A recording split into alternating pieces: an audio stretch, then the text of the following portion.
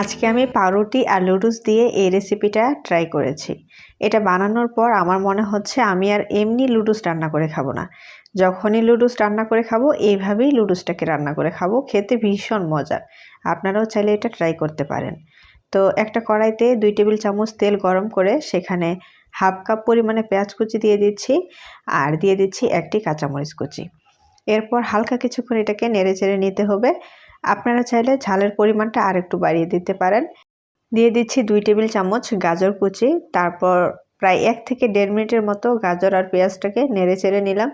এখন এখানে 1 চা চামচ সয়া সস আর সামান্য পরিমাণে লবণ, 1 টেবিল চামচ টমেটো কুচি দিয়ে যতক্ষণ না টমেটোটা নরম হয়ে যায় ততক্ষণ ভেজে নিতে হবে। যখন টমেটোটা নরম হয়ে যাবে সবজিগুলো একটা সাইড করে সেখানে একটা ডিম দিয়ে দিব।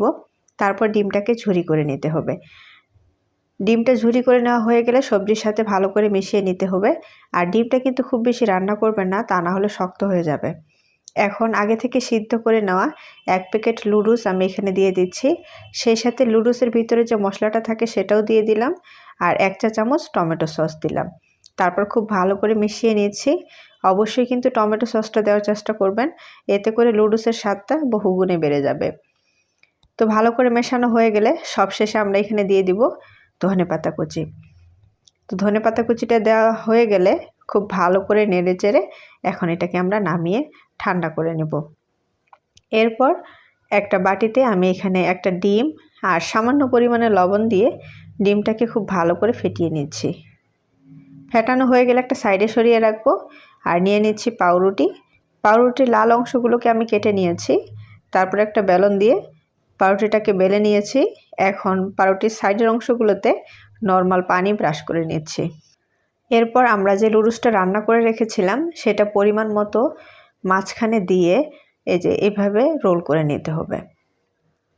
আর সাইডের অংশগুলো একটু চেপে দেবেন, তাহলে খুব ভালোভাবে লেগে যাবে আর খুলে যাবে না।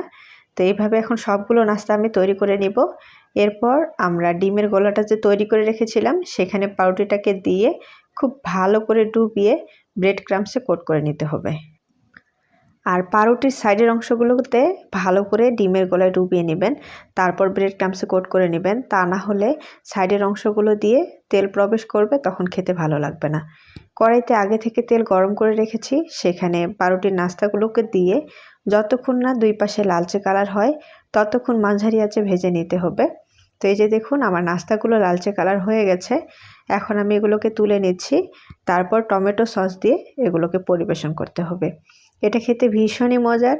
চাইলে এটা আপনারা বাচ্চাদের টিফিনের জন্য তৈরি করতে পারেন, অথবা বিকালে নাস্তা হিসেবে এভাবে তৈরি করে খেতে পারেন। রোজ রোজ একইভাবে লুডুস না বানিয়ে মাঝে মধ্যে এইভাবে বানিয়ে খাবেন, খুবই ভালো লাগবে।